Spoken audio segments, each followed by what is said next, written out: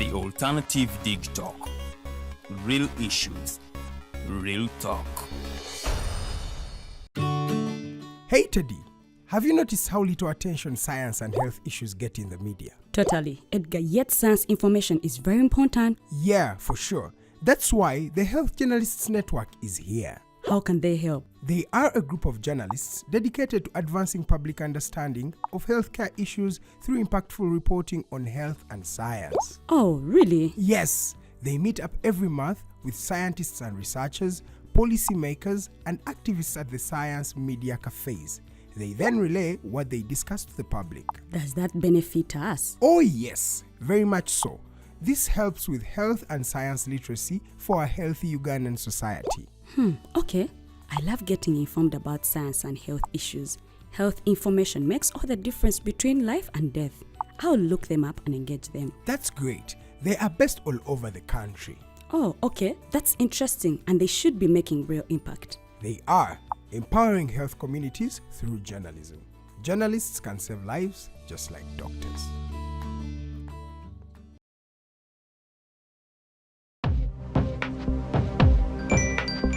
Go to the church, though. Tawali man, what's up? Man, can you imagine people just dump everywhere? Someone drinks water and throws the bottle wherever. Come on, Rogers. What else do you expect people to do with an empty bottle? Simanya now, recorder. Did you know that plastics take at least 450 years to decompose? What? That's a long time. Exactly. Because plastics are made out of a lightweight and flexible material that doesn't decompose easily. And plastics everywhere in the environment cause plastic pollution. What is plastic pollution now? It is the accumulation of plastic waste in the environment, like bottles, polythene bags, straws. All of these contribute to plastic pollution. I have been using them without knowing their effect. Yeah, a lot of people have. Plastics are a danger to the ecosystem, both on land and in water. So how can we overcome this problem? Is there something we can do? Oh yes, we can reduce by minimizing the use of plastics, reuse by repurposing them, or recycle by collecting and processing them into new products. Everyone wants to change the world, but no one wants to change themselves for the world. How about we change our habits for the world? And it starts with me and you. This message is brought to you by Alternative Digitalk.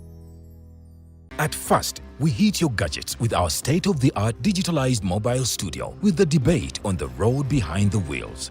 Later, we launched our magnificent studios located on Plot 1A, Sewagude Close, Lukulinanganda, Machinde, Kampala, where we bring to you our must-watch shows like The Mighty Drive, Monday to Friday, 8 a.m., Hotline, Mondays, 7 p.m. As for legal matters, Twins at Bar, Tuesdays, 11 a.m., Wednesdays, 6 p.m. is Afro-Caribbean Link, where we connect Africa with the Caribbean. Voltage on Thursdays, 7 p.m., featuring a youthful panel. Interface with Dr. Kiza Besije every Friday, 12 p.m. with his call to action against injustices. Snap Talk, Saturdays, 6 p.m. with the trio. A must-watch, The Political Dice, Sundays, 8 p.m. with the duo that never stammers, and so much more.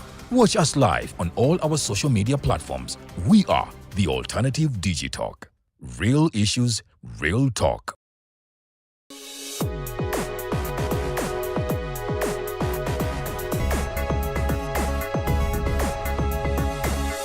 The Alternative Dig Talk. Real issues, real talk.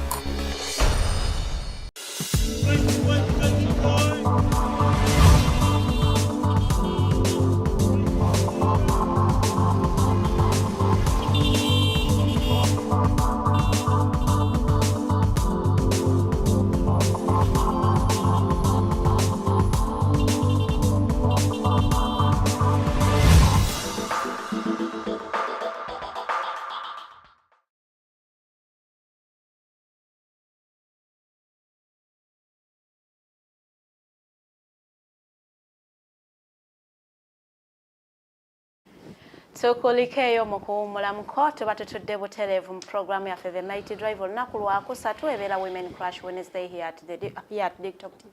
Sorry, here at Digital TV. Somo Studios ntoddemu n'omugenyi waffe.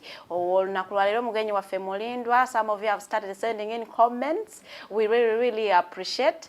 Era tubategeeza ntugenda kubanga comments ezo zonna tuzisoma era nga Mr. Burora Anderson agenda kubanga ate aziddamu butereevu bulungi nnyo. Ntudde n'omumbejja luwedde Lilian tugenda kubanga ate tutambula mpola n'omukulu Burora Anderson twogera nsonga za byabufuzi nsonga za buli bwanguzi.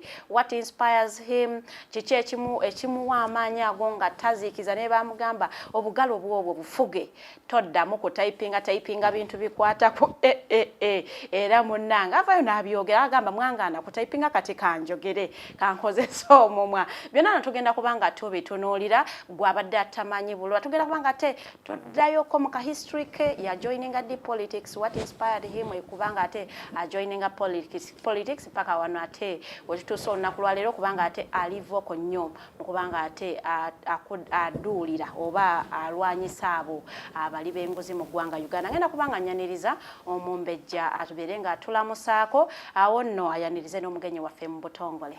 Weewaawo mumbejja Farida macha malungi. Alhamdulillah tuli fine. Mawulire mabi ag'okuvibwako omu ku bantu ababadde baterya ntama mu kwogera ebigenda maaso mu ggwanga naye mu by'ensembi ey'okuwulira agenza akukkuluma nti munnaye alabika nga teyasiimibwa bulungi. Ekibiina kye Tamala emirundi senior. Ng'akukkuluma nti omukulembeze w'eggwanga engeri gye yamufuumuulamu kale n'abanga ssaawa zino tamujjukira okusinziirako ebyo yali amukoledde agamba bamala nga bakola bonna. So kibi nnyo kibi ddala tusaba omwoyo gw'omugenzi Omukama Katonda agulamuze ekisa. Nze omumbejja luwedde Lilian nkwaniriza nnyo ku Mighty Drive. Katsoke tugendeko ewa mwami Anderson Burora alamuse kuba tulaba then discussion yaffe etandikirawo olunaku olwaleero. Ndooza kansooke kuliseeyo mu kkomera. Kuliko ekkomera. Nga sinava mu kkomera kitalo nnyo ekya mukulu waffe mukadde waffe. Abamu ndayogera ebya inspiringa abamu yatu inspiringa that vocal sharp voice about certain things. Yomuku zibadde inspirations yomuku bantu abadde basobola tuyisizaawo ebiganye najja nakiyisaawo yogeranga saaga naye nga abirezi naye kitalo nnyo kitalo ddala naye ng'okwegatta kutamale tuyina mu kibiina ekyenRM tuyina obuzibu bw'obutasiima bw'obuta appreciating abantu mu biseera byabwe nga bakoze tutabikoze kubalamula mu mbeera gye baba bayitamu ne tubalamuza embeera gye balimu mu kaseera ako nga twerabidde biki bye bakoze emabega. Nze ndi musajja mukkiriza ndi musajja mukristaayo simanyi oba mu maaso konja kukkirizibwa okukiza but mu nzikiriza ey'obukristaayo oba eya enzikiriza faith nze sirikiririza mu ddiini. No. Oli mukkiriza. Yes. Tukkiriza nti omuntu byakoze ne bw'aba ali mu kaseera ak'obwonoonyi bisobola okusalawo ngeri ki gy'ayisibwamu n'engeri ki gy'ayanirizibwamu. Abasoma Bayibuli mu Isaaya essula ya 38 mwalimu omusajja gwe bayitanga Keezeekiya. Keezeekiya yali akoze ebintu bingi n'atuuka ng'agenda kufa nga ne nnabbi Isaaya amuleetedde obunnabbi. Teekateeka ennyumba yo kuba ogenda kuva mu bulamu bw'ensi. Wenkinzijjemu awo kiri ekintu kimu nti Keezeekiya nga Isaaya afulumya aleese obunnabbi n'agenda ku kisenge n'ajjukiza Mukama Katonda we biki byakoze. Namugamba nkoze obulungi bwe buti nkoze bino na bino nkoze bino na bino nkoze na bino na bino. Katonda n'akyusa obunnabbi bwe yawadde Isaaya. Isaaya era n'akola ki? N'akomawo n'amugamba nti Katonda awulidde essaala zo. Azizza enjuba ebigere 15 emabega gy'emyaka 10 weetereze. Kiki kyengezaako okujjayo omuntu ne bw'aba ali mu kaseera ng'ayina oba obutakkaanya n'abantu abamu oba ng'ayina embeera gy'ayitamu ng'omuntu mu kaseera ako asaana okuweebwa omukisa oguddako emabega mujjukire biki byakoze mumusalire omusango oba mumukolera ekintu kyonna nga mufactoringa in n'ebirungi byazakola. So Tamale, certainly I might share the same experience with him, but Tamale with the mugongo gwe yateekawo at a time where no one could speak. Liva ku bino ebyajjuzi between 2010 and 2018, around there.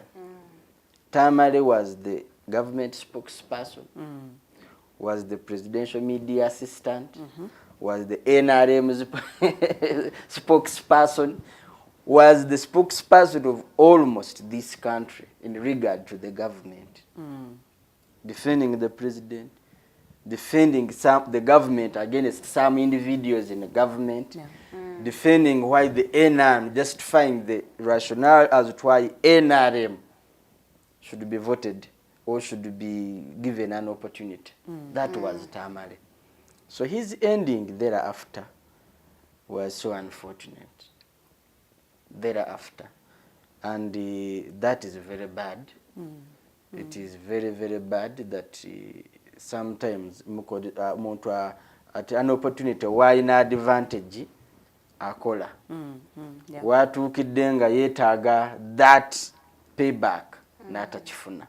Not treating you like anyone else. You can't see that. You see how it was more of a boomerang in the ANC in South Africa.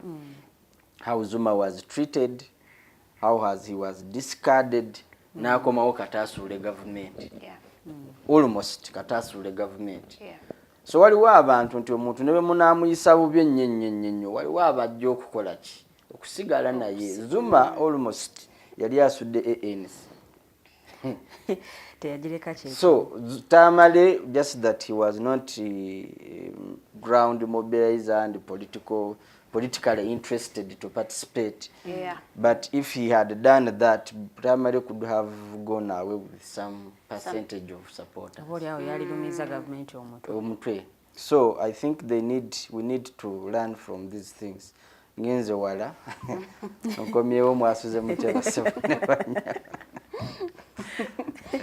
Okay, tusanyuse nnyo okuba ng'otwegaseeko Mwami Anderson Burora. Abasinga ndoza bakutegedde wano w'osibiddwa oba mu kaseera kano oba mu bbanga lino ettono ennyo. Ndowooza tuzzeeyo kaakatambi emabega. Olugendo lwo olutandika otya olw'ebyobufuzi? Nannange olugendo lwange olw'ebyobufuzi luwanvu. But actively lutandika in 2010. 2010, yes. 2009. Nze nali musajja akola emirimu. Yes, I was young, but I was working into some different things. Because ebintu bingi mu myaka gyange emitono. That will be another day. But I joined politics in 2009 in youth leadership. To begin with, in National Youth Council, as a youth leader in Wakiso district. Then I came getting into the scene, getting known. Nzize nkola ebintu ebitategeerekeka mu maaso g'abamu. Not controversial per se, but ebiriyo either unique oba ebitakusuubirwamu. You get it? Sometimes what makes one stand out or stand alone is how they either express themselves, how they address issues that is so different from others. Ze ekyasinga okundeeta ndowooza okutuuka abakulu kutandika olaba omusiru gwe bayita Anderson. When we were youth leaders in Wakiso nga twakajja around 2012, around there. Twalina issues ne youth development programs. So nga Wakiso, I had passion really as Wakiso tusobola okusitula omumuli ne gulabirwako abalala. So twali tu stage in the demonstration ne some of my colleagues betwali tukulembera nabo at last minute ne banvaamu ne bakikulekamu wekka ne bakindekamu nzekka kati bwe banvaamu ne bakindekamu ne ngamba no muba muganye nzinja kusigala mukola nja kikuba wanumaani ame nga bw'okyogedde ne nkikuba at the end of the day the then IGP n'anoonya Burora. Who is this one? Kati ate raba abakidduseemu bagala bakiwambe. So byalimu awo bingi saagala byogera kati but nzize nenyigira mu bintu bingi nzize sikiriziganya na ku disadvantage nga muntu naddala abasookerwako because nze gyenva nyinza okuba nakuba akaggi nenyimirira mu limelight but nveeri ewala wansi. So then I participated in so many things. Later I learned that it was called activism. I didn't know that you were just doing your things. Yeah, I was doing my things. I was doing my advocacy.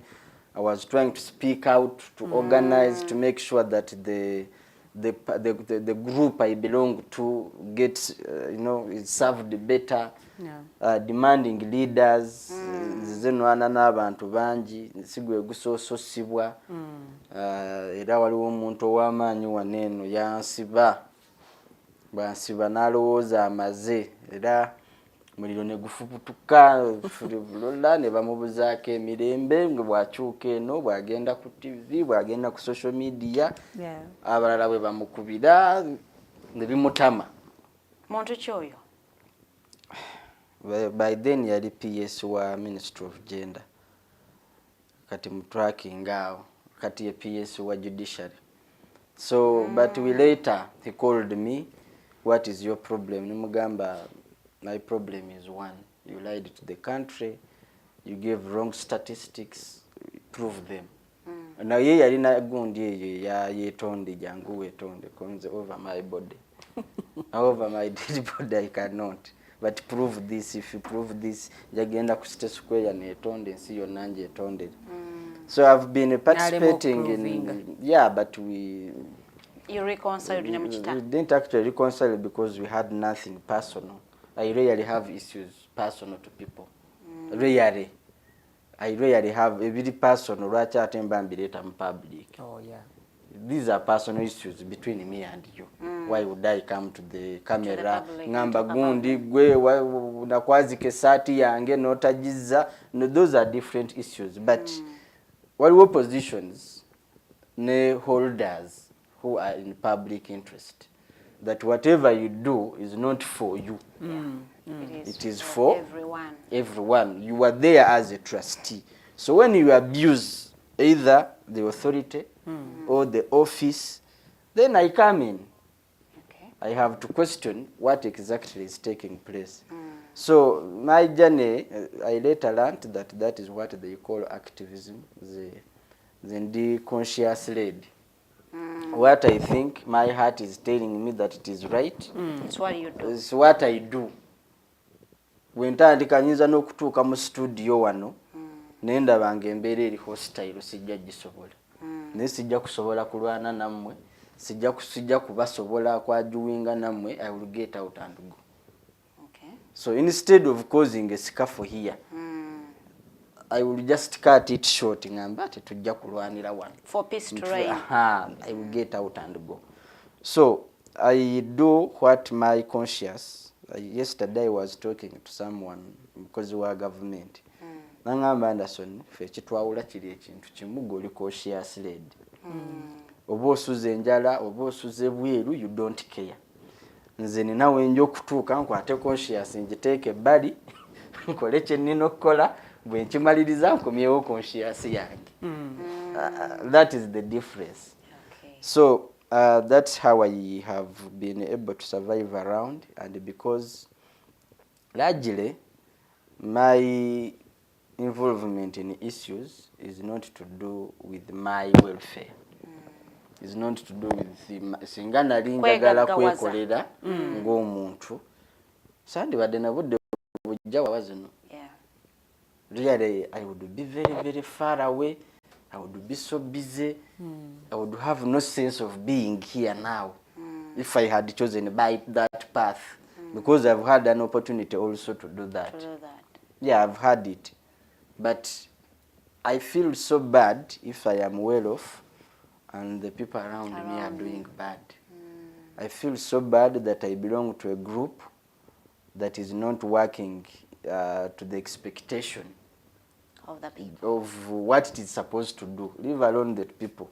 Tuyinza okubanga tuyina campaign ng'ekwata ku group yaffe naye ng'omu ku ffe ate tali mu kukola mu bikwata ku ki that yali mu kuvuga biki biddabali. So mba njagala bwe tuba tugenda kukola ekintu tukikole. I have had so many calls and so many people have failed to prove this. Maybe we can talk about it later, but largely that is it. Then we have this issue, before you go to the topic, the issue of corruption. Yeah. We are all really tainted. Fena tuli bantu. Fena tulina bye tukoze ebitali birungi. Tulina gye tuyise. Sijja kutuula wano ngamba Anderson ali clean. Niyinza okuba nina ensobi ze nkoze ezimu cautiously endala nga sitegedde nga sizigenderedde. That is for a fact. But you see, there is one problem. Nagambye nze ndi mukkiriza. Ffe Bayibuli etugamba nti omuntu yenna bw'obeera ng'otegedde ebibi byo weenenya. Ate bweweenenya toddamu kukola kye weenenyereza, toddayo. I think olunyiriri luli mu Yakobo James. I will look for it. If I have, I can share it.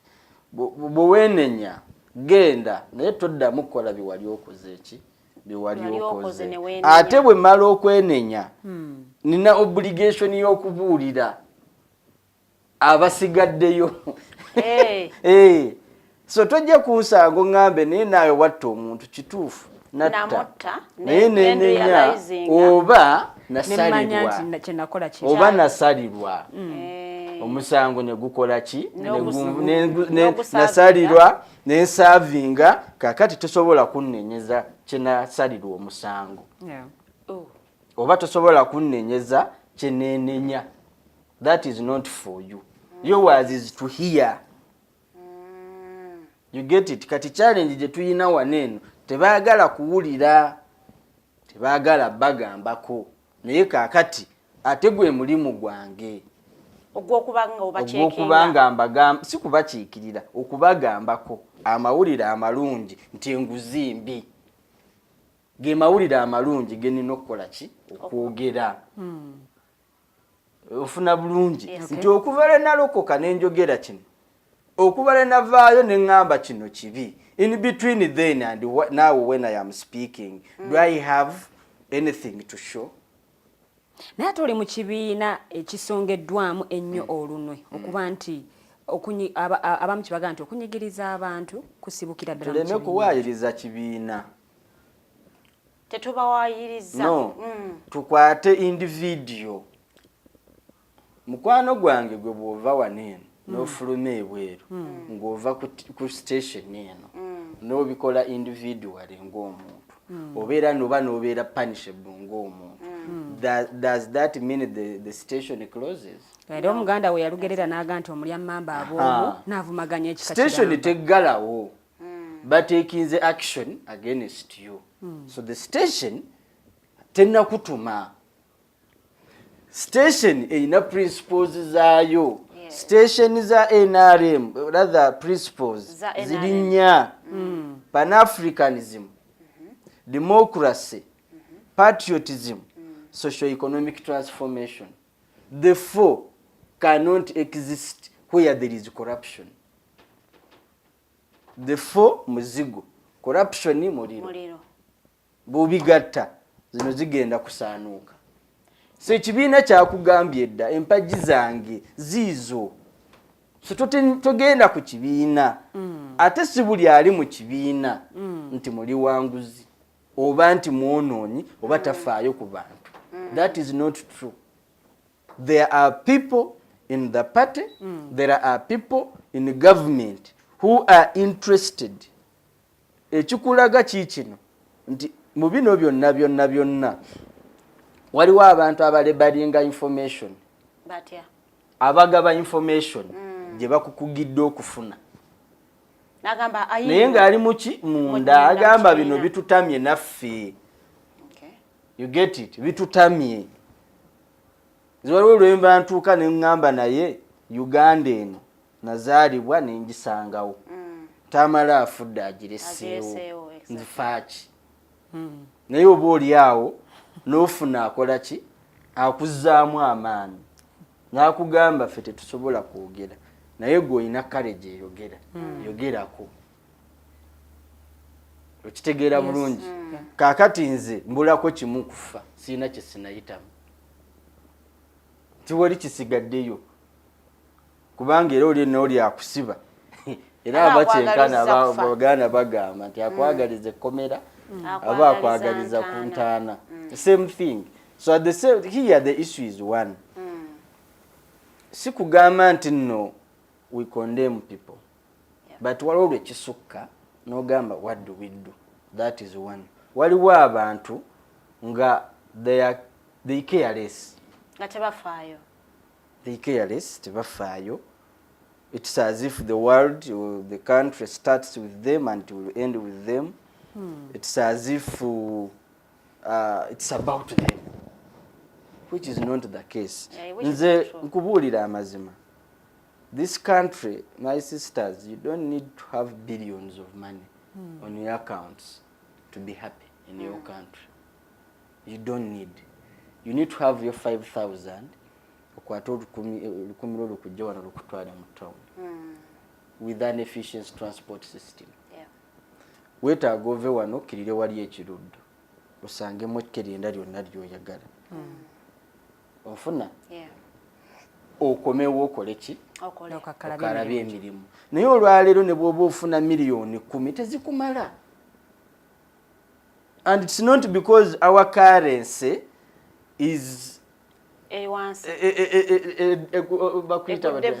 good value. No. Si kyekyo. Kiri bwe kityo olw'ensonga system ne economy gye tulimu teri fair.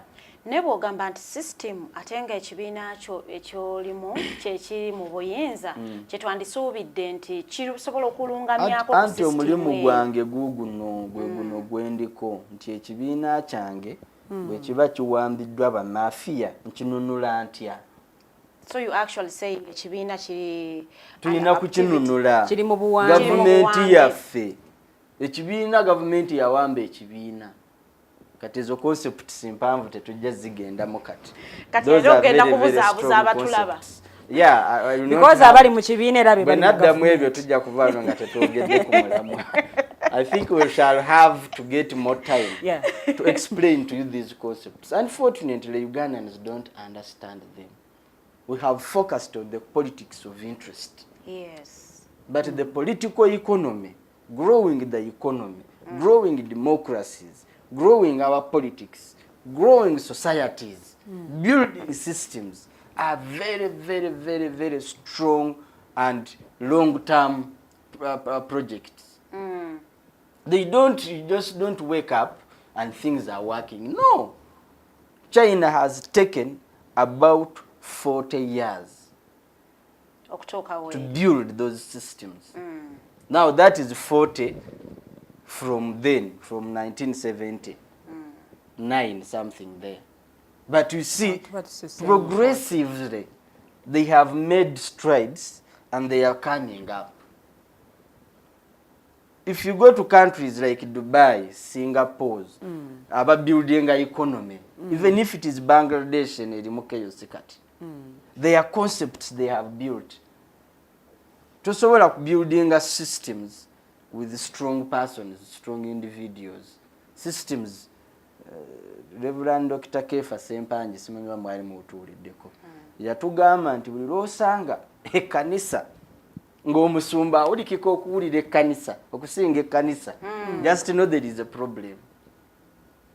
Erinnya lya pastor ddene nnyo okusinga ekkanisa, know there is a problem. Same thing here. Bw'osanga institution nga nannyiniyo munene okusinga institution. No, there is a problem.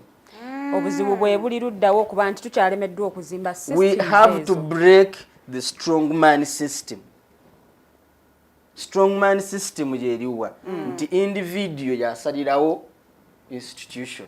Okay, so how institution are we in going to laid out in a stipulated policy. Yes. It defines how exactly it should be done, how things should be done. Yes. How, when, who, and where. And where. Everything is on paper. The moment wokwata paper, no gisula mu kasero, no gamba kati nze ndagira. That's where we go wrong. That's the collapse. Okay. But and it seems at the moment, Uganda, we are comfortable with that kind of system. No, you are comfortable with poverty and ignorance. That is the comfort you are talking about. That is ignorance, that is poverty. That's why you are poor. Because you think Burora is my tribesman, yali mu kifo. Ne bwakola atya. So, simugambako. But at the end of the day, tomugambako, what is the result of tomugambako? NRA bwe yali eva mu nsiko, abantu baali baagala ekintu ekyo tulo. Era bakitujjukizanga buli kaseera ne beerabira nti otulo is disaster. Otulo is poverty. Tebaagenda kulima, tebaagenda kukola, baagenda mu tulo. What resulted in tulo? Kuzaala baana batasobola. So we are here stuck.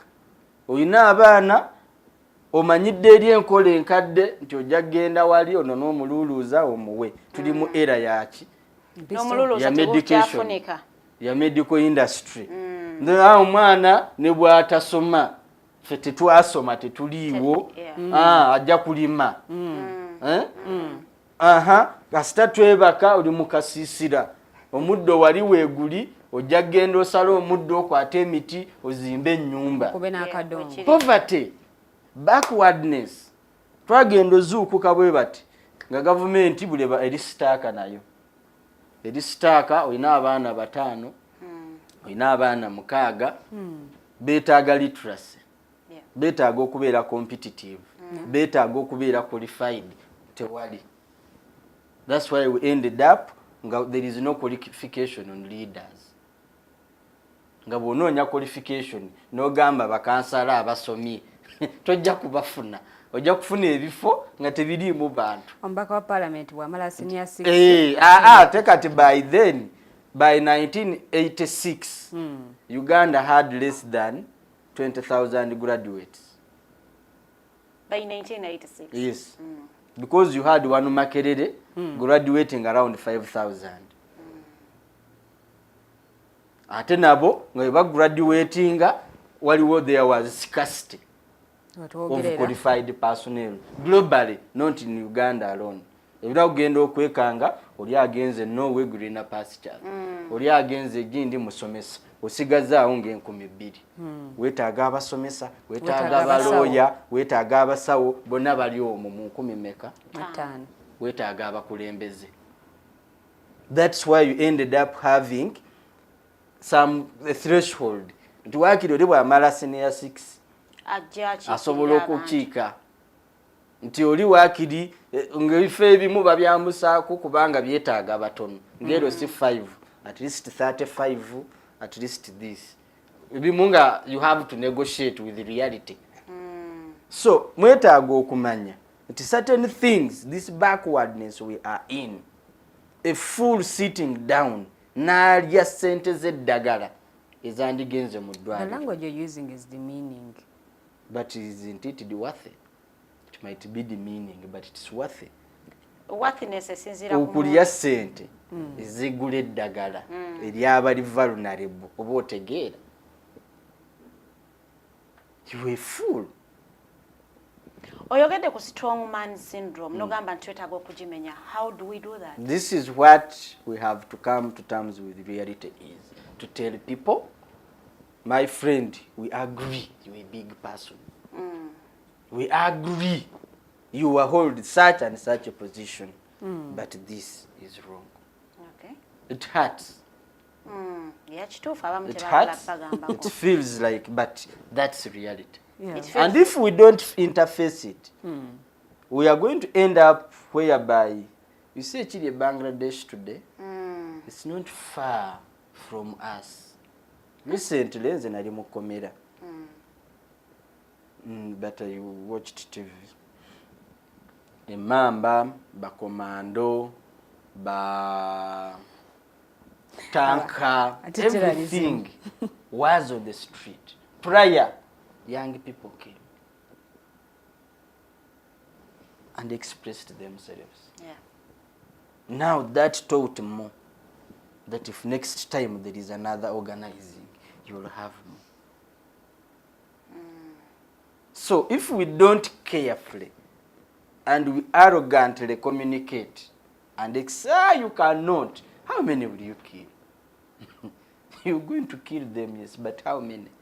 So oba entiisa reality, yayingira mu bannayuganda oba entiisa eyateekebwa mu bannayuganda yebalemesa okuvaayo okwogera yeah, ku but banyigiriza. entiisa, everything has a time. Nkugambye kiva mu kumanyiira. You do that, people come. Next time you will have more. Yeah. Also suppress it. Next time you won't.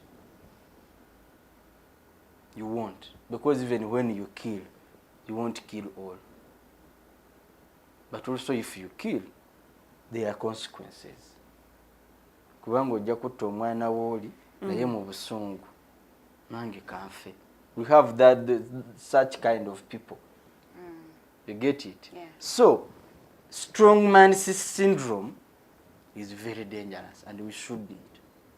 That thing of saying ono musiraamu waffe tetumwogerako, ono mukatoliki waffe, ono mulokole waffe, ono tribesman or woman waffe is wrong.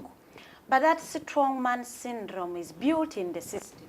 Which system not built has in the been system. here for some time. No, it's not built in the system. It is appreciated in the politics. So for which the politics can be redone. We can rewind back. But it can only be rewinded back if all of us understand how poverty, how ignorance derails us. Ubwavu is not lack of money. Si bwe bwavu, bwe muyita obwavu, also lack of knowledge. Bwe bwavu obusinga obubi, our mindset towards certain things is another cancer, actually more than even poverty. So the issue we need to look at is, nze nsobola okulekereza, nsobola okugamba nti, that's why people wonder, naye n'olekawo omulimu olabala kati, ne bw'oba olina kw'obala, waliwo ebisookerwako, they are basics. Ne bwe mba mbibala, ne bwe mba mbikola ki, they are basics. Ebirina okusookerwako. And that is where everyone should look at. That's what we should demand. That's what we should do, convince ourselves that this is the right thing.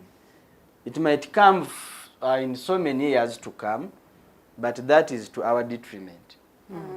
What is important nti kati saawa zino kiki ekiriwo, kiki ekiganye kati, lwaki tetuwuliziganya, lwaki be bakugamba nti abantu bakugambye tugenda kwekalakaasa n'oyiwe maama, palamenti n'etuula, kati palamenti eba ekyali y'abantu betudde ku mudumu gw'emmundu. Anti okwekalakaasa kuno bwe kuzuulibwamu nti mulimu ebikyamu ebyagala okukolebwa, wateekeddwa okubaawo byonna otunula sayidi zonna, abatulaba otunula sayidi zonna, ebikyamu ebyagala okukolebwa n'ebikyamu ebyogerebwako. Lwaki otunula sayidi emu? Lwaki otunulira bikyamu n'otatunulira byogerebwa? Kusinziira ku deployment government gye yateeka ku makubo agadda eri parliament ng'abaana balangiridde okuba nga bamachinga to parliament against corruption, kiraga bulazi nti government is not willing or it doesn't have the will to fight corruption. But you will take it from there nga tuvudde mu bulango. Tugendako mu kuwummulamuko katono nnyo bwe tukomawo tuyingira omulamwa gwaffe ogw'olunaku lwaleero lw'olwo yaba public servants in the fight against corruption. Tuwummulamu katono nnyo tovaawo.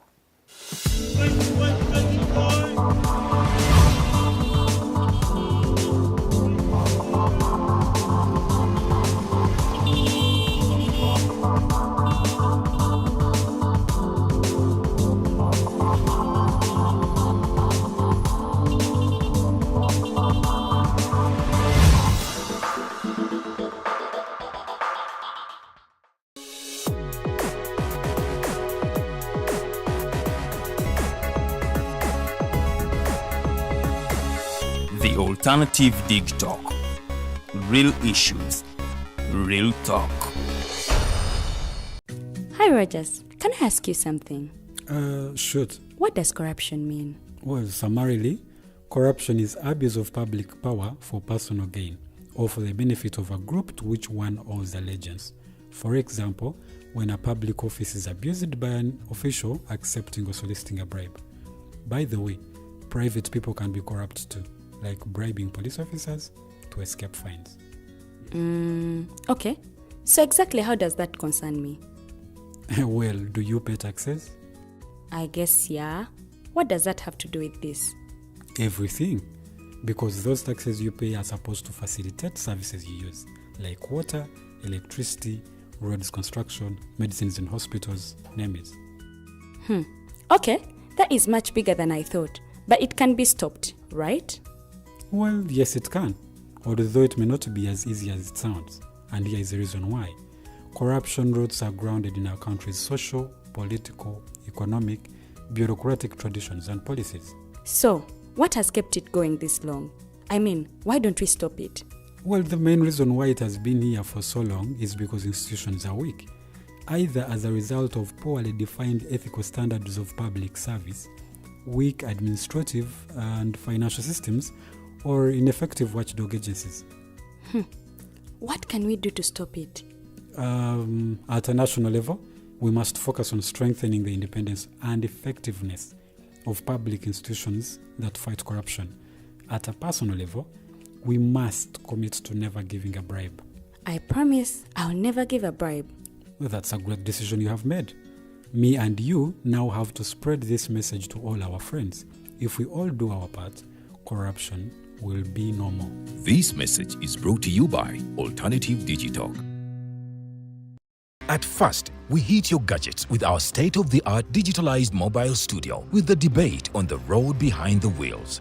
Later, we launched our magnificent studios located on Plot 1A, Sawagude Close, Lukulinanganda, Machindye, Kampala, where we bring to you our must-watch shows like The Mighty Drive, Monday to Friday, 8 a.m., Hotline, Mondays, 7 p.m. As for legal matters, Twins at Bar, Tuesdays, 11 a.m., Wednesdays, 6 p.m. is Afro-Caribbean Link, where we connect Africa with the Caribbean. Voltage on Thursdays, 7 p.m., featuring a youthful panel.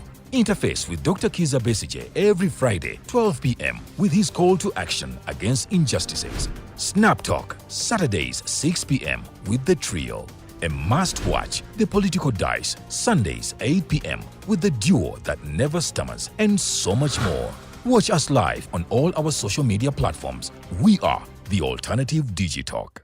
Real issues, real talk.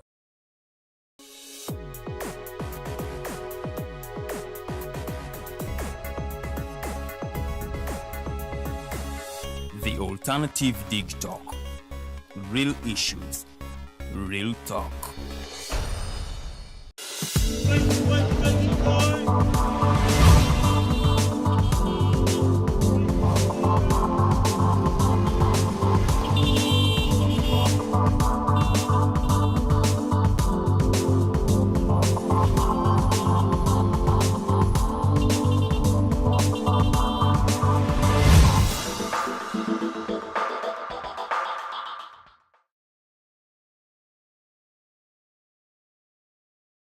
Tokolikeyo mu kuwumulamuko tuba tuyingidde ekitundu kyaffe ekyokubiri program The Mighty Drive. Kakati wano mba ngenda kubanga ate mpitayitako mu comment section kubanga nzijjayo ebibuuzo byammwe era guest waffe agenda kubanga ate abiddamu bulungi nnyo.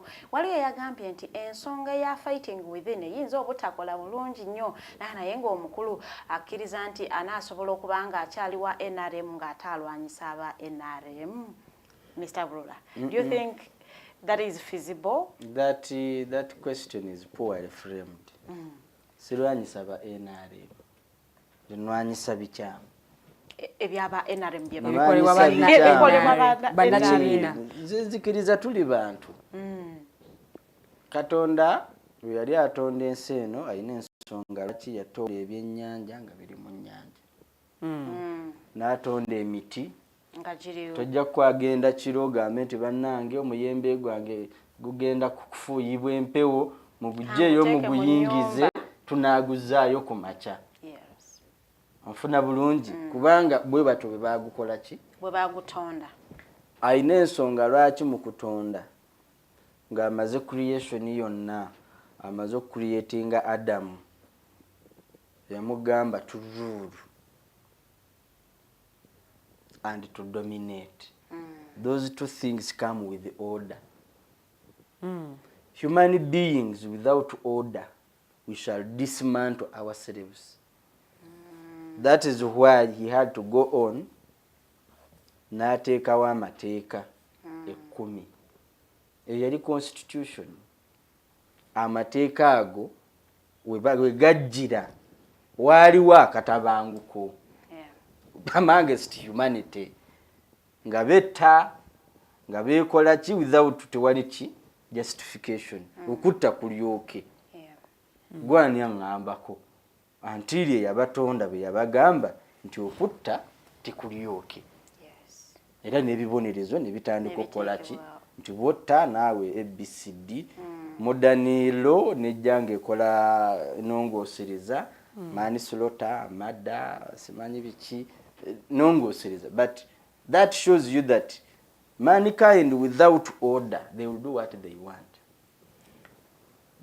Same thing nti ne bwe mufe mu kibiina tusobola okutuula ne tukkaanya nga bw'olaba service award nti people can sit, those in the meeting only sit and agree how they award themselves on behalf of others. That is immoral. You sit, you agree nti service award eno yali yani commissioning yo obanga parliament. Bekibanga commission is on behalf of parliament. It is parliament to appreciate the commission, not the commission appreciating itself. These are moral things, logical. Tava bagayikira akawa parliament yetago. Mulamuzi newe nkyayina emisango nyinza okuleetera sijja genda yeyo kadisikasinga ebyemmanyi yesobola okudisikasinga. Ontegeera bulungi. Twekola ki? Twe appreciating ngaffe. Do we have that mandate? No. Who should appreciate us betukolera? Okay, tulina ekirowoozo kino tukibaguze bakkirize basale nawo bayinza okubawa ebyo ebitaano nga bandi bawadde kawumbi ne beeseera bayinza okuba nga actually kibeewa bandi bawadde siyinza n'okuba nga bandi bawadde ekiri honorable ne babawa emidaali because obusiimo bubaddengawo ne babawa omudaali ogwo ogenda ng'ebitaano byaggwawo ng'omudaali weeguli n'olaga abaana omudaali. But for us we look at gains, we don't look at legacy. N'ogamba abaana nze nali commission n'abazzukulu. You see, when you get old you start to aggregate whatever you have accumulated in life into one place. N'obigira bwe biti n'obiteeka oba byapa oba bizimbe oba midaali oba bitabo mpapula oba bitabo n'obiteeka mu room kati nga it is the summary of your lifetime. Nga otunula ku kisenge ebifaananyi n'otunula wali emidaali n'otunula wali eri accolades n'otunula wali eri you get it. Yes. That is the reality. But gwe otudde on behalf of Ugandans ne weesiima and bwe weesiima ne weesalirawo naki ekikugwana.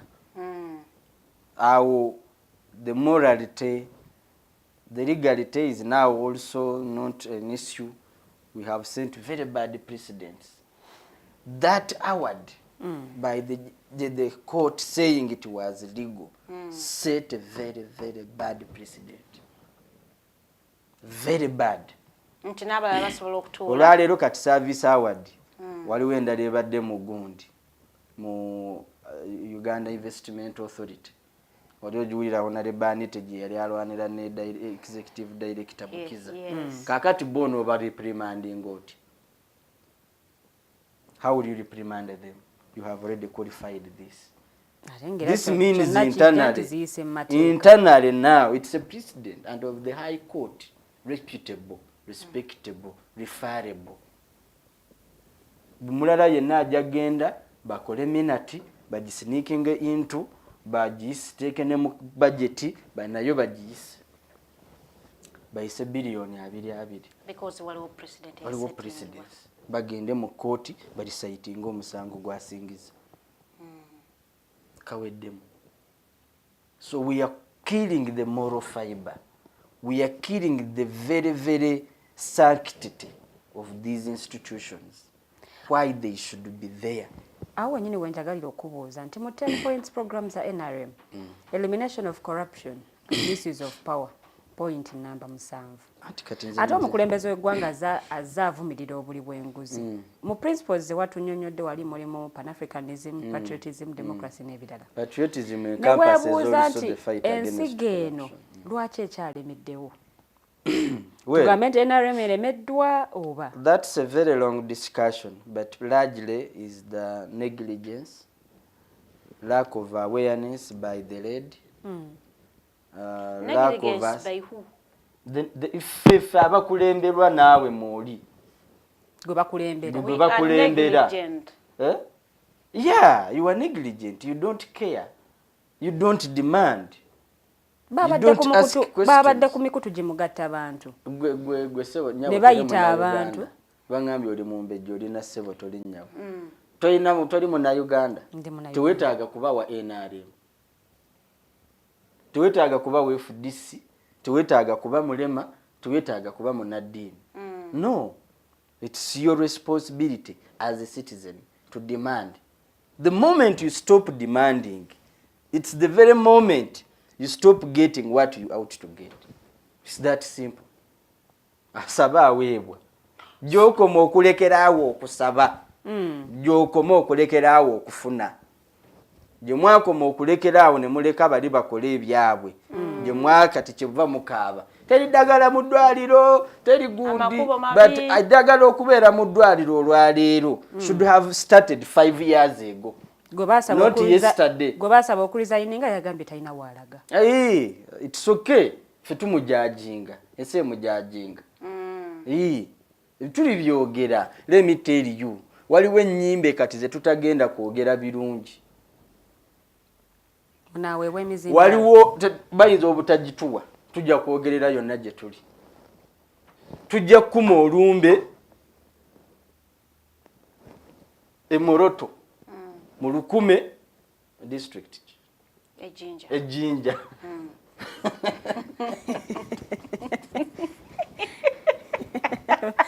Adagala ngambe district onoonya okundeetera ebizibu saawa eno mwogere ebyammwe wano. Let me tell you, nze njiga era I admit when I learn. Recently I used to quarrel with people, but obulamu buno mu luyimba lwa Kafeero mulimu oba mu Nseetawaanya agamba nti edda nga nkyali muto nalabanga taata ng'afuuwa ttaba ne neebuuza unofuuwa omukka gwe bagenda bazza afuuwa kinenzi naye gye nkomye okukula n'agamba kati nange entambula neeyogeza bweyogeza okukula kukola ki kakati abaana mabega kaawo they used to celebrate people's abantu abafudde ne basanyuka ne bakuba embuutu namba nemwe muli basezi lwaki osanyukira omuntu afudde nakyogeranga nga siri mu position yaabwe era nga sifuddeeyo bushikobo kyabwe bawulira ku mbeera ati gye bakola ki lwaki basanyuka lwaki bayogera batyo newakubadde simpisa yaffe naye ekyo kyokka osobola okukyogera nga toli mu position yaabwe,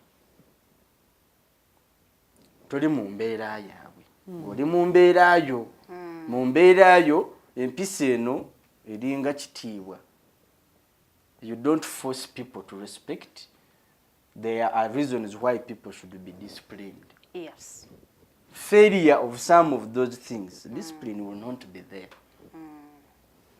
Twegendereze nnyo okugoba ebintu abalala bye balowooza nti si bituufu. most especially ng'oli mu position of leadership. Because tukujjukira ekifo ky'olimu, we make comparisons, we teach, history remains. People who don't care about their history die when they are living.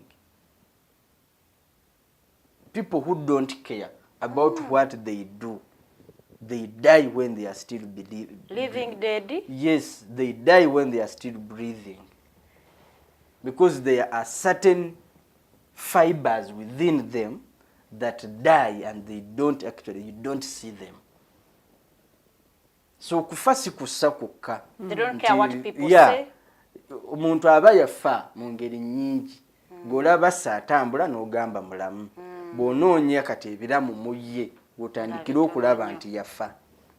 Ng'onoonya ebiramu mu ye. You get it? Yes. So, at this particular moment, we can say the country is sad, yes. You can say there are things we need to see, yes. You can say there are things that have been taken, yes. Wano mubadde mwogera, n'ekyo kankireke. Certain things at the moment, we need to reset ourselves. So NRM emeddwa ku nsonga y'obuli bw'enguzi. I think on that, oyinza ogiwa 20 or 30%. Score out of 100. Yeah. Because Burora, because mutono bajja mugobaganya. Burora mutono Lwachayogera ku banene. Mugobaganya omusindiikiriza omutuuse gy'omutuusizza. Osange puwa gundi ki buno officer constable omugobaganya oyo yatutte yasabye 10 mutwale ne mu kkooti yajje kuba boda omutwalo. But abo si be bakulu. Actually, these ones are not even corrupt. They are bribed. They are taking bribes. Because corruption is a small thing. There is corruption, there is bribery, there is embezzlement. What is killing us is not corruption. It's embezzlement. Then why are we focusing on corruption? It's because we have branded corruption to be the grandmother of all. Oh, okay. You get it? It is like the catchword. The one word for many, if I may say. It is the one word for many. That representing ebirala. Abantu basobola otegeera amangu. Yeah, but issue tuyinza obutabyawula, but enkola yabyo ekola ki? Corruption is very easy to deal with. Actually, mu government corruption si kyekizibu. Mu government embezzlement kyekizibu. Bribery by'ebizibu. Abuse is in corruption. Because I will use my office. I am here, I am supposed to give you a service. I don't offer the service until you pay me. That is corruption. Nino wano, nino kusayiningira amafuta, nenkugamba ngenda kuwako lita 10 ku lita 2. That is corruption. Bribery is when I have to bribe you to get what I want. Yeah. You get it? To sit on this show, I am not worthy to be here. Nenkuwe miliyoni yange nontuuzaawo nenga sigwanidde kutuulawo. Now corruption is when you get the entire budget of something, or you agree to take what is meant to be a hospital and turn it into your personal private apartments. You get it? Yeah. Mukiriziganya, that award is embezzlement because people sit, agree. Dr. Diana nga yakajja mu Ministry of Health. Diana Atwine. Bakolanga health center at 1.7 billion. Without a maternity ward, without what? Just that was the quotation. They were ja nasindikayo valuwa.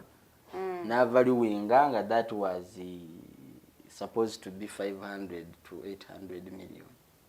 Endala zina wezibulirawo wakati awo. So, bw'akyusa gundi eyo, she almost lost her life. Era ffe aboogera ku bintu bino mutusaasire. Twafa dda mu mitima gy'abantu batutta dda bakyabuliddwa bubuliddwa opportunity. Ne kati bw'ogamba nti Madam Diana Twine almost lost her life kati awo wetwebuuliza role y'aba public servants mu kulwanyisa obuli bw'enguzi eriwa kubanga kati waliwo n'omuntu ogamba waayi akalimu kange nkaagala waayi obulamu bwange n'abaana bange abaana bakyanjagala so kati role yaabwe eriwa era banaagituukiriza. Public service in Uganda needs a total overhaul because it is a cartel. It is a syndicate now. At the moment, it is easier for anyone to get services in a private sector than in a public sector. Some of these are temunaba kubirealizing, but nze nabiraba long ago. It is easy for you to go to Namirembe, to Mengo Hospital, nofuna services than to get them in Emalawo. That is but true. It should be the reverse. That it is hard for you to access. But why is it hard? These hospitals, you see, public servants have stakes. Public servants are the biggest investors in this country. So they run the business. They run the economy. So they lure it into what they want. Because now they are the ones running the economy. Around 2010 or 13 there, President Museveni yali ayagala kukola gundi Emalaba baleetereirwe ng'ejja amafuta egy'ebigundi okuva Emalaba. Something like some port or something, like a center, nti amafuta gakuŋŋaanira awo, train n'egaleeta. Yes. At a low cost. Ebyamaguzi bituukira awo, train n'egaleeta. So SGR and railway was delayed by public servants or civil servants who had trailers. Already bali mu business. Bali mu business. Bali mu transport. They don't want their business to collapse. Babuuza trailers zaffe tuziteekewe. Mwagala tujja mu business? You get it? But a public servant is a servant. A civil servant is a servant. That is why it is you are serving in interest of the public. Public servant bwatuuka Mobutu Seseko was a banga. Yatuuka nga government ebulwa ssente ezisasula abakozi n'agiwola. N'awola government president. Era na wano tulina abawola government. N'awola government Esasula abakozi. URA mu kifo ky'okusasula URA ne basasula omusolo ku akawunti ya Mobutu. Kati bwe bugenda okukola assessment nti osasula omusolo, sente zigenda ku akawunti ya consolidated funds. Zigenda ku ya president. Kati zigenda ku ya president. So we have reached a level that now public servants are richer. They are richer and arrogant to the extent that they don't drive government cars to office. They drive personalized cars. Because their personal cars are comfortable than government cars. Do you also believe? Does that make sense? Before I believe. No, it doesn't. Do you think that by me resenting that I am mad? No, it doesn't make you mad. Omuntu yenna isikati nze ndi mulwadde muli balamu. Tovula bumbuuza obadde ki? Wabaki? Because ndi mulwadde ng'oli mulamu. Ensonga lwaki ombuuza what is wrong with that young man? I am sick. I am sick because I know. Those who don't know what is taking place. I feel sad. Nti oli avuga wakati police emukulembedde mulade muvaake mabega wakati avuga personalized car. Then you start thinking, okay, what madness is this? Naye mu kusooka ebintu bino wabibuusanga amaaso nga No. tubyogerako. By the way, let me tell you, by the time wundabira wano it's not how gwe kati olubuto olwala mwana azaliddwa tobanga bana babala birthday from the date of birth omwana aba ayina konsigondi bagiyita batya period eyo ey'olubuto kuva kuko negiyita gestation gestation si kyagundi gestation si first trimester okutuuka ku third trimester kati ebyo sibimanyi nange kuba siri mukyala naye wabaawo omwana lwe yaconceivingibwa abeera mu lubuto emyezi 9 mwe temugibala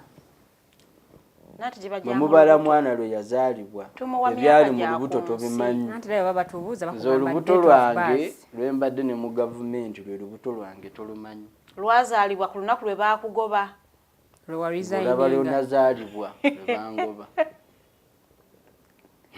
okkiriziganya n'ebigamba mbu tulina deep state nkuzeemu ndowooza bw'oba tontegeja bw'oba oyagala okunjajingira nti omwana mulenzi ng'ondabyeko ne mu lubuto nali mulenzi saali muwala tondabakutandika kusalawo era ng'eyo tokubirayo mulanga njayo okubajjukiza nti mu biseera bya covid twalina ano silogani yagamba noogu gamba noogu era omukulu ono yali ogambe ebyali mu lubuto twagala kusiigira bantu kifaananyi bwe wali either wali mu first trimester myezi 3 egisooka oba omukaaga oba wano omwenda kyemwogedde njagala kubasaba nti mulemwe kwewunza nti ebyali mu lubuto temukola ki mubimanyi temwefuula abatabimanyi akimubuuza toninda kujja mu seeti olyoka kyogere ne bwemba siriiwo kyogere nze kampitenga mu comment katono nnyo omukulu mwesige jola mwebale kubeerako ng'otolaba agamba is Burora really ready to fight strong man mentality that is called Musevenism in Uganda kakati obuzibu bwe tulina buli obuntu bumu buli obuzibu bumu muntu omu okutuula ewaka n'alowooza guno mulimu gwa Burora as an individual I can arrogantly say okay, let me not be arrogant but it's not my sole responsibility equally nze kambabuulire mwe abatulaba I can afford to educate my children without a doubt. I can afford I can afford the basic needs. Unfortunately, knowledge is not part of the basic needs. Yeah, true.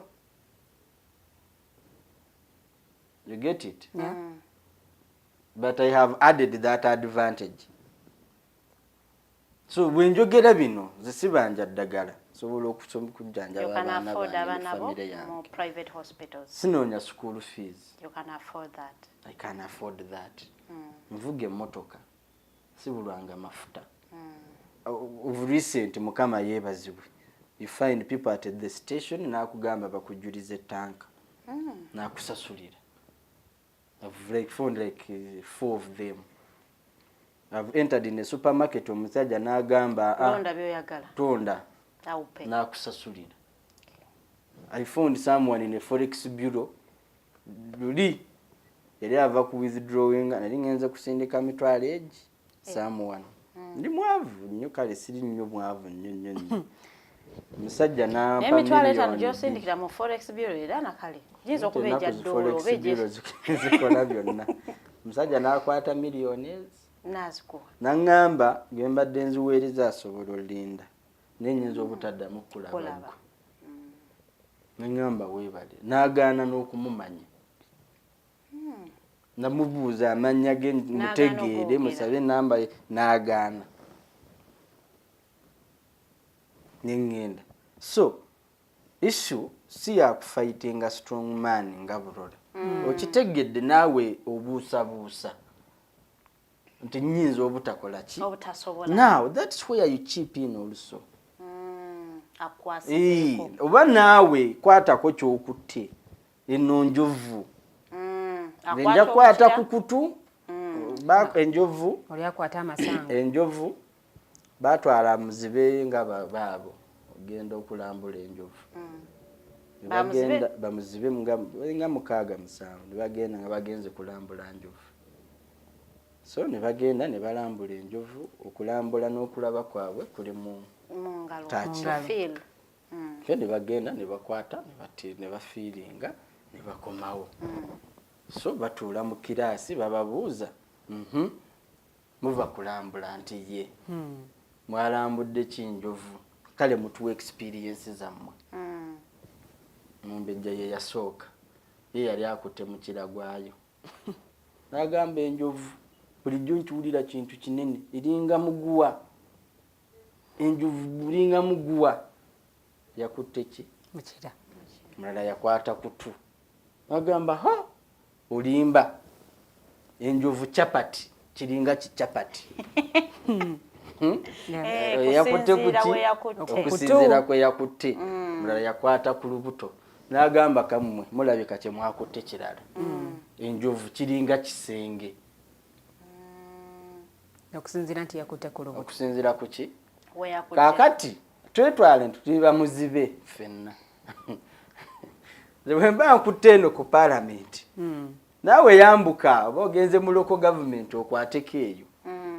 Gwe naawe oba osobodde yambuka mu State House okwatewa? Okwate eyo. Nze wano wensobodde okukwata.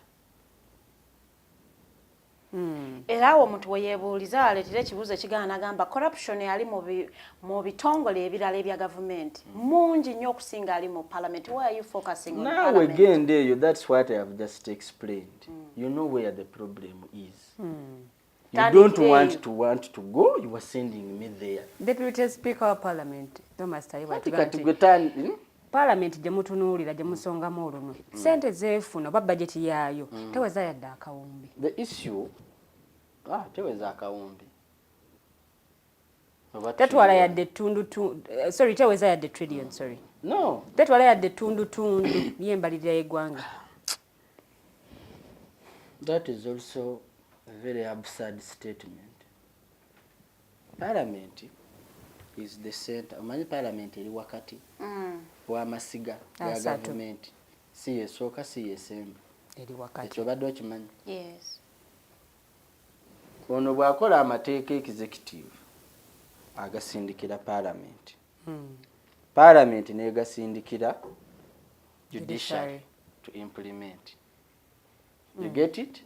Parliament ye center era y'abantu bonna. It is the only place that has representatives that come from all over the country. There is no corner of this country that is not represented in parliament. That means parliament is the center of Uganda's problems, not the executive. Nena nti executive bagisonzeemu nnyo nti erinnyirira. Nzijja. Not the executive, yes. Parliament ebizibu by'abantu bonna executive bwekola budget egikomyawa mu parliament for approval and negotiation. Bwemala okuva eri mu implementation nekomawo for audit. Are we together? I want to see a speaker resigning for the executive denying it opportunity to factor in people's problems. I want to see a parliament standing together to say tuganye bill eno, financial bill, tetujja kuyisa budget eno nga temuli malwaliro 18. Now we are talking about people's problems. Njagala budget eno egambe nti nno tetugenda kuyisa sente zino nga amasomero ABCD tegazimbiddwa nga tegali mu budget. Amasebe gano tulize tugogerako nti mune tegali independent. Yes, that's where independence comes from. You are members of parliament elected for 5 years. Yes. No one can reverse that apart from death. And the speaker too, naye yalondebwa. You get it? Yeah. Now, fenna kati tutandika okugamba nti ani ali ku lwani. That is one. Two, budget. Audit, okola allocation, okola appropriation, ne approve. Okola audit. Ne mu implementation ne mwoli. So whatever you appropriate, you know where it has gone. Lwaki tugamba parliament ye center. You have to make sure that the budget is functional. You trace the money where it has gone. Yeah. You trace who, or you have any powers. Kubanga abukiiko bwa parliament buyina amateeka buyina obuyinza obwenkanankana ne high court. Buyina power to arrest. Buyina power to summon. Buyina amaanyi mangi. Buyina police. Kakati police teri mu kumonitoringa budget. Eri kumonitoringa simu ya Anderson. Kumoninga ya criticism abali ku social media burwaninga after boss babo kolaki ababbi bakolaki bwe bayitawo tujja ina budde bu monitoringa budget. So gwe tukunenya kubanga gwe head gwe gatekeeper. You get it? Gwe gatekeeper. PS eyagize sente omwongera zaki. Make a recommendation through audit and so kusinzira ku auditor general's report on PS. Abuzabuziza sente zaki zeggwanga ekifa kivemu because the laws are there. Kakati PSST ataniso bagoba wa National Council for Sports ye National Council for Higher Education. No sports. Wabye emizanyo. Baye gwero bayo gwero. PS accounting officer. Ye secretary general.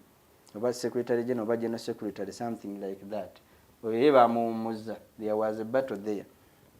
Ani omulala because of audit queries. But who are protecting them? Parliament. Yebadde mu protecting.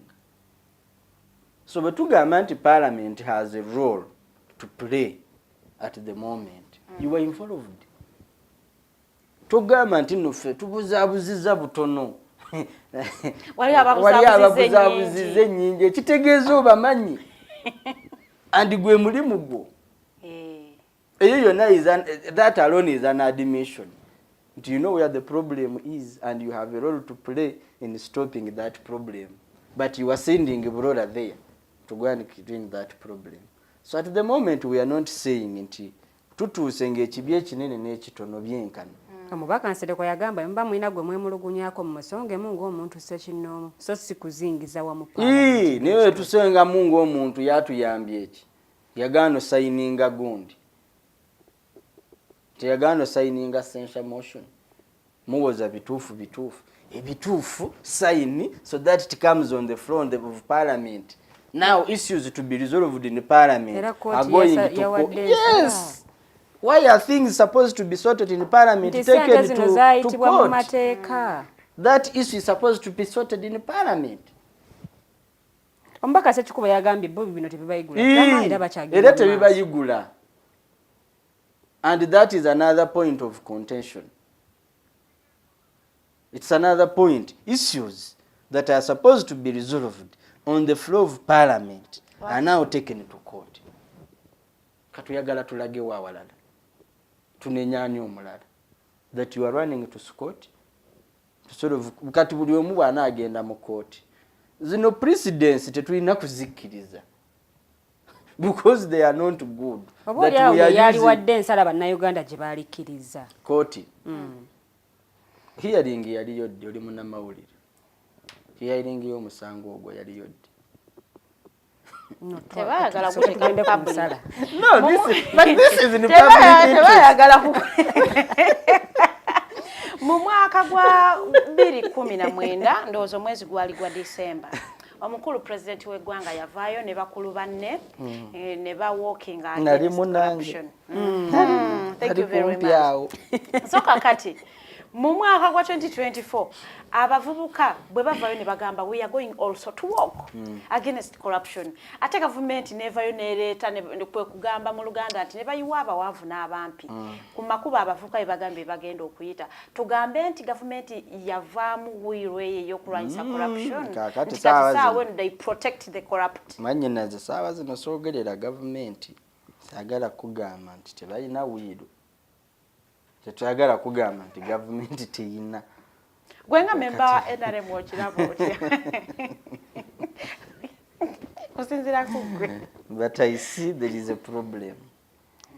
The problem is there. We admit there is a problem.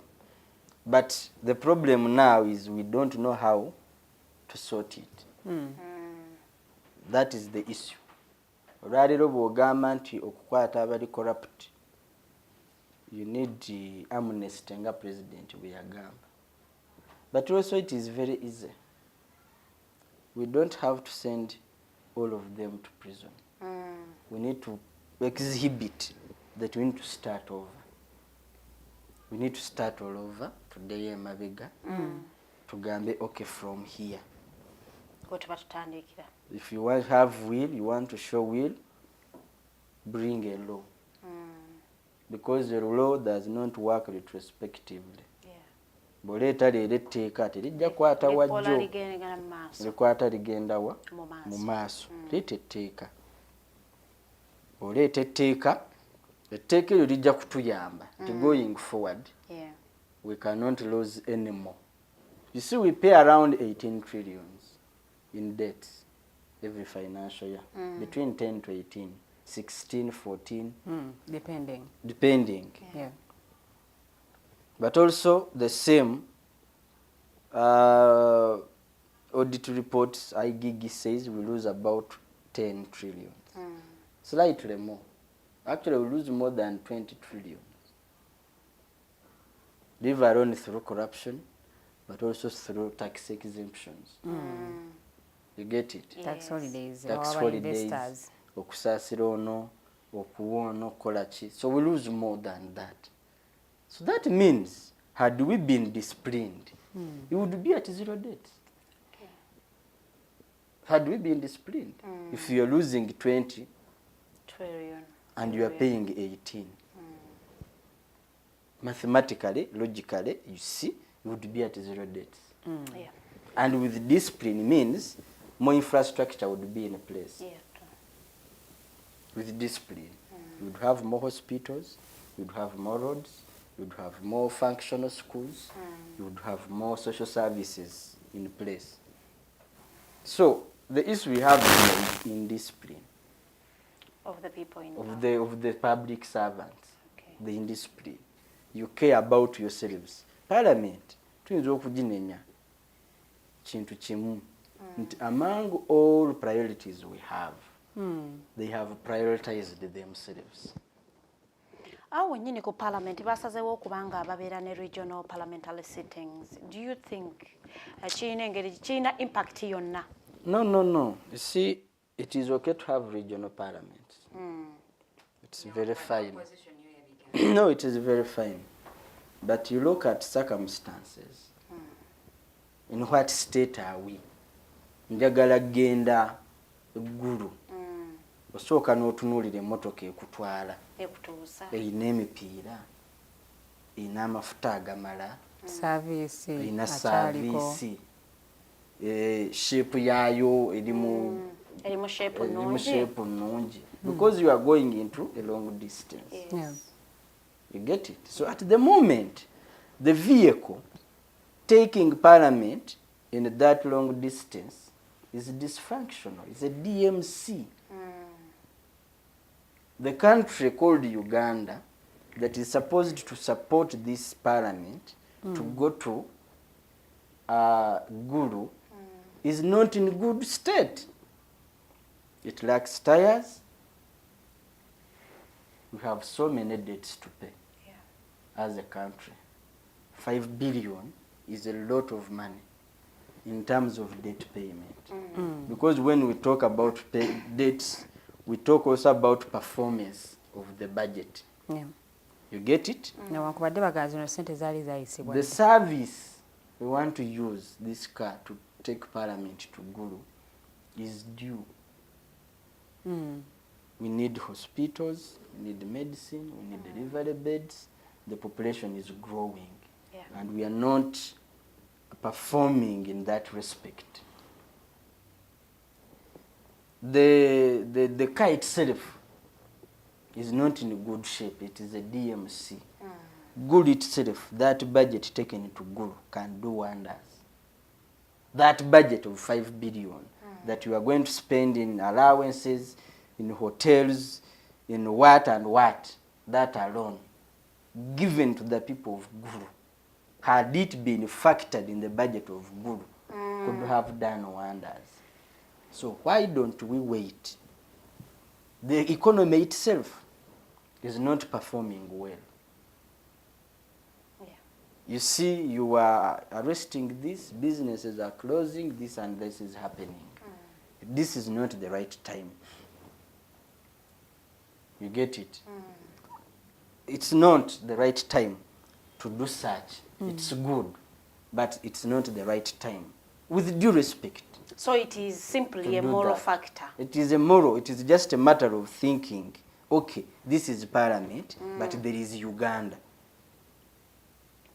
There is Uganda, and there are problems of Ugandans. So why are you marketing yourself? How is the person in Gulu? Because you are going to conduct a sitting in Gulu. In Gulu, it's not a baraza. It is a parliamentary sitting. It is a sitting. So even the issues in Gulu won't be. You are just going to do business. Order paper, it is one day. Order paper, you discuss normally. You are not going to discuss issues of northern Uganda in the Parliament. You are not going to go and discuss our land in the Parliament. You are not going to discuss Nusaf in the Parliament. No. You are not going to discuss Atiak sugar in the Parliament. It's not what you're going to do, and those are the issues. Then I think... Then when you rewind back, before you do that, those are the things you have to put into consideration. Before you go to do anything, you need to do a needs assessment. Then I think us who are doing advocacy in that line, yes, we do not agree that Parliament should rotate given the situation Uganda is in, but now they have decided they are going. Shouldn't we just channel our advocacy to saying, if you are sitting in Gulu, you should be discussing issues of northern Uganda? No, they won't. Because the issues of northern Uganda don't need 8 hours. They don't need 4 hours you are going to sit. You're going to sit from 2 to 4 or 5 or 6. You can't discuss issues of northern Uganda in 4 hours. And that is not what is on the order paper. If you are going to conduct a baraza in northern Uganda, we can put in that money. But it's a Not a sitting. Not a sitting. If you are saying the entire Parliament is going to traverse northern Uganda to understand how we can budget for them.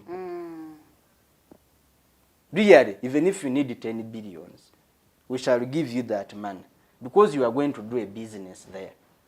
We are sure that when you come back, you know how many schools they need, how much kilometers of roads they need, you know how many hospitals they need and equipment, you know how to do poverty alleviation programs for them. That one we can give you that money. No one will quarrel because you're going to do business.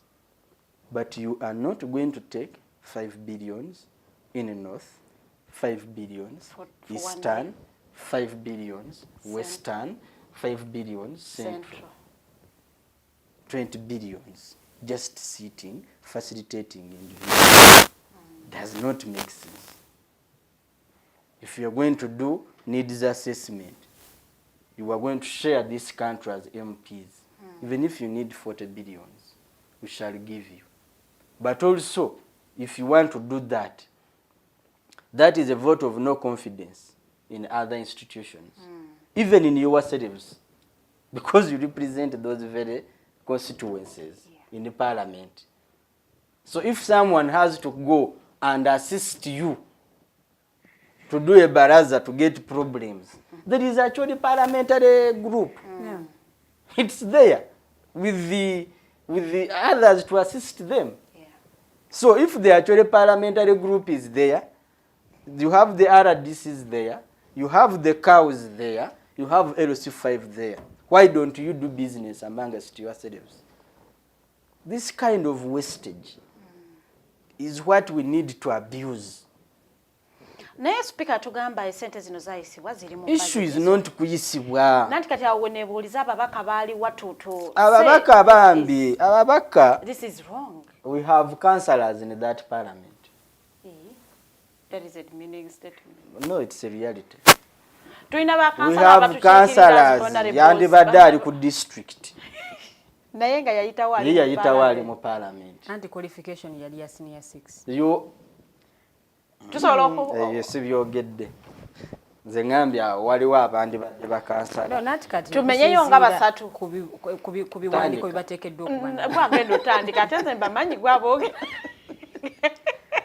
But ababaka abo bava mu ffe. Bakiri bizibu byennina bimala. Ababaka bava mu ffe ffe tubalonda. Bimala nze mbadde mbasaba. Muleme kuntaagula kutuuka awo.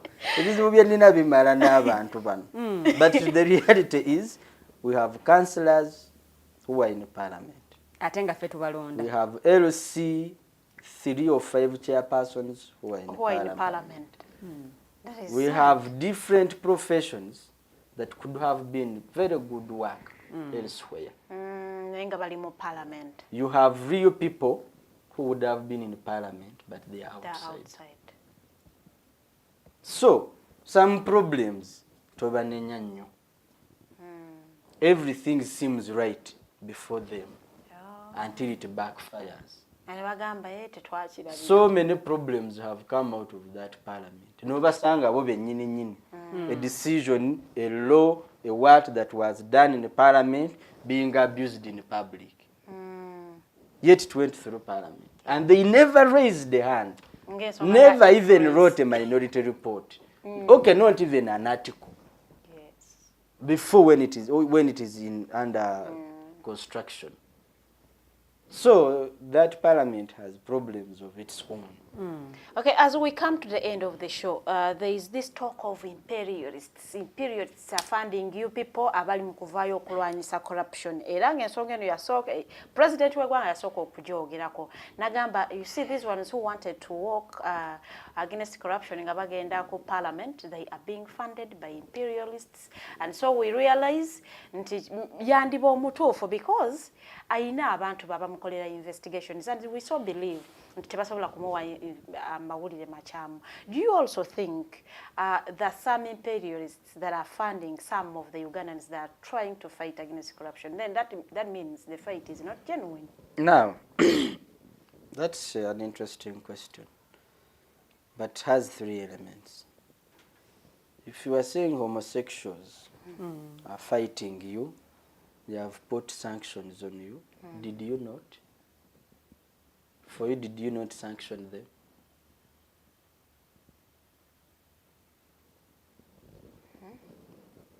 Didn't Parliament sanction homosexuals? They did. Through the law? They did. So why do you cry when they sanction you? So you also believe? We need your statement here, Western countries. Nzija kuchino. In our affairs as a country. You also poked your nose in their affairs. No. Yes. They were conducting their affairs. They say, you said, people of this caliber, you don't have come to Uganda. Isn't it? Yes, protecting how our you morals. attacked them. You also, because they also have what they believe in. They also said, we also believe that people of your caliber shouldn't come to our country. Why are you making noise? Why are you making noise? Bw'oba okola etteeka waliwo bayita certificate of financial implication. But also you need to look at other implications. It's not only financial, but also it is financial. That as a speaker, there is a role you must play in bringing investors, tourists, other leaders, donors, grants and what to this country. Isn't it? So by you participating in what endangers others, I am being objective and logical. We shall come to the moral part of it later. Those are things you have to put into mind. That these people I am attacking are part of our development partners. Yes. So I have a role to legislate in the interest of the two. So you ought to have thought about that prior. So when you are sanctioned, you don't make noise. Because you started it. You started it. That is one. Two, homosexuality has been here. We have been handling it. I was talking to someone. Nti go inago wali owulidde homosexual. So Karamoja. Go mu district. Vajinja. Wali owulidde ye wamwe nga mukola. Omuntu yali akuze ku kitundu. Nti bali baafumbeeragana basajja n'abasajja. Simulabangako. Lwaki? Maybe they are not there. Culturally, there are things that are not acceptable. That if the community gets to know, they deal with you. You get it? Yes, we appreciate there is modernity. Things have changed. There is that. But that is as a result of failure to protect our cultural norms. That is on the failure of cultural leaders. You have a role to play to preserve. But also, there is a way you can play around with it. Morally, we don't, as an African, as a Christian, as a Ugandan, it is disgusting to hear that there is a man and a man, a woman and a woman. It is disgusting. Yes. Strengthen your faith, strengthen your norms, strengthen your family values, strengthen family. So you say, strengthen family. You get it? Yes. Instead of calling religious leaders to go and demonstrate, call them into a dialogue and ask them, how do we? Now, we are legislating also faith. It's a weakness. Faith, we are legislating how people should believe and what they should believe in. Now, what you demonstrate, how we are getting it wrong. On the issue of imperialists, there are two ways. If imperialists are finding people to respond to corruption issues, really, I will go with an imperialist who is telling me that corruption is bad. So you fight You are actually promoting imperialism and giving it advantage. In what sense? Right now, we are saying we need to fight corruption. You have kept quiet. If an imperialist comes and organizes, who should people listen to? Is it the imperialist or you have kept a deaf ear? to the right person. Assuming they are there. No. Anti kati mutulaga nti obufuzi bw'amatwale bulungi okusinga mmwe. That's what literally you are communicating. Because you can't solve our problems. And these ones are telling, I am assuming. I am not saying that it is true. I am trying to compare the two. Between you, who has kept quiet on corruption, and an imperialist, for example, if they are there, because I don't know them. Personally, I have not dealt with one. So I am speaking on my behalf, that I have not dealt. There could be others dealing with them. Yeah. That is not for me, but I am speaking for me. You are trying to lure me now to look for them, to deal with them. Because in the face of looks, it's better to deal with them than you. Kati omwana gw'otadde mu kkomera. Enkya bw'avaayo nga wamugambye nti mu katale mulimu ba imperialists. Tabanoonye mu katale. Well, you are doing you are recruiting for people. You are mobilizing. You are actually making their work easy. Where is our intelligence? Maybe our intelligence doesn't have intelligent people. Because intelligence is supposed to detect even a word. Ngamba you nga tewali aliwo weebuuza ategeeza ki. You have to be intelligent. You have to be up to date. That this action I am going to do, what are the results? What are the possible results? Ngenda kusiba Burora mutwale mukomera on ABCD. What are the possible results? When ego overrules logic, you do what you want. Yeah. But when you apply logic to overrule ego and emotions, you did it with different means. Yeah. You get it? So our intelligence, luli balimba bw'abaana babagulirira babakola ki babawa ssente, evidence neegaana okujja. And intelligence should stop misleading the president.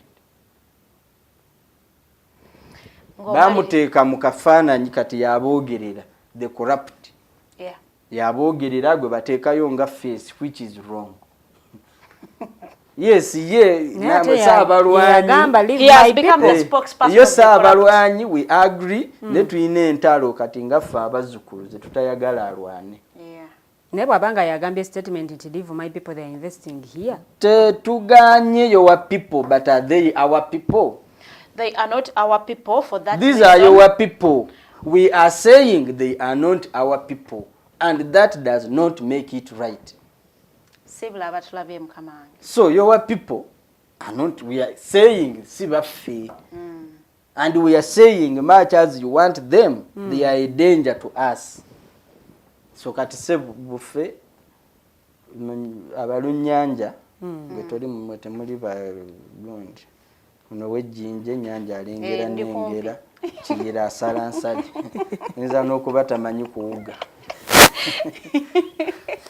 kati gwe simanyi wammwe Muwero kintu muyina ekyamaanyi mata bagenda kasongole Mwami Burora Sibula batulabye olwaleero.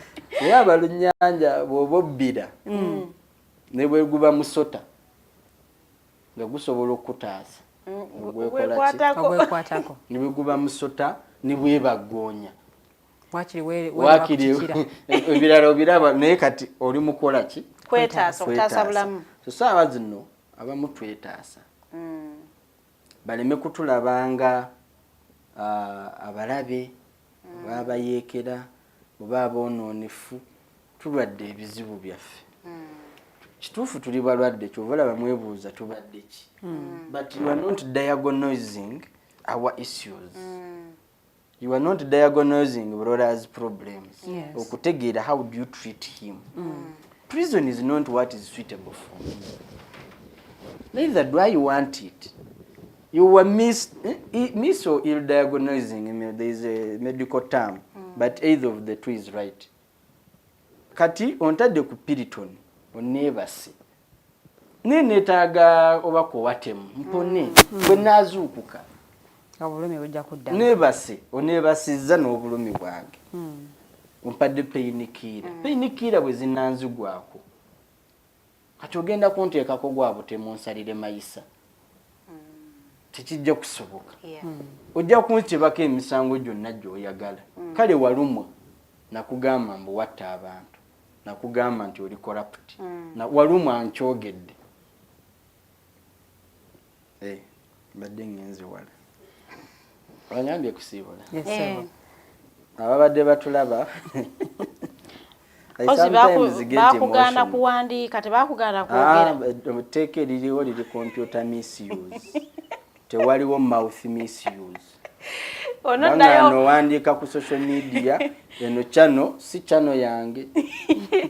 Bw'onoddayo mu kkooti omulamuzi agenda kuteekako akwakuliza akayatookirizibwa kwogera. Ate kaakati awo ye ngenda mugambira ddala sazaamu bbeiro. Oddeyo kole fayiro. Nzizaayo eri gye sisobola kwogerera. Naye kintu kino ekya one man is army okikwasizza. But do you think I am one? That's what you said. That's what people think. Oh. Kumbe you are many. Or you have a force behind. You are Chechiriche Nagambie.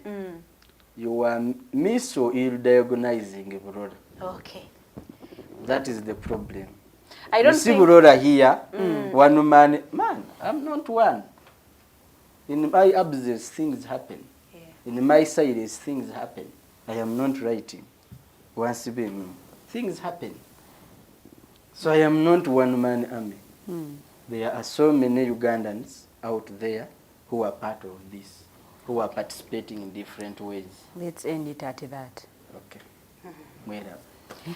Kakati kusinziira ku bigambo ebyogeddwa olunaku lwaleero kansuubire nti munnange oyizeemu kimu bibiri bisatu ate naawe tandikiraawo mu byo kubanga nkumenyera kagambi wannaye tolinda Burora akwate palamenti akwate civil service akwate buli wamu agamba waba akutte wali nawe obeera kwa tagenda wali mu finance ministry otuneyoko ogambe naye nga bo bano bacekinge olaba bali mu kukola bulungi nnyo n'ategeeza mbu waliwo sanga intelligence erimu abantu abatali intelligent.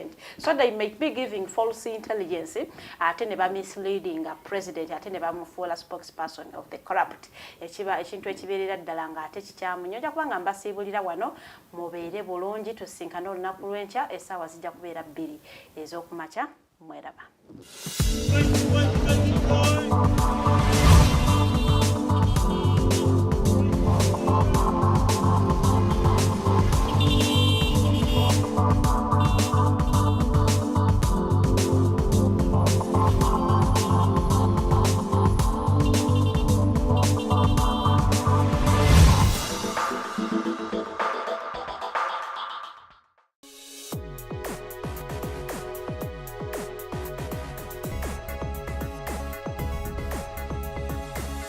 The Alternative Dig Talk.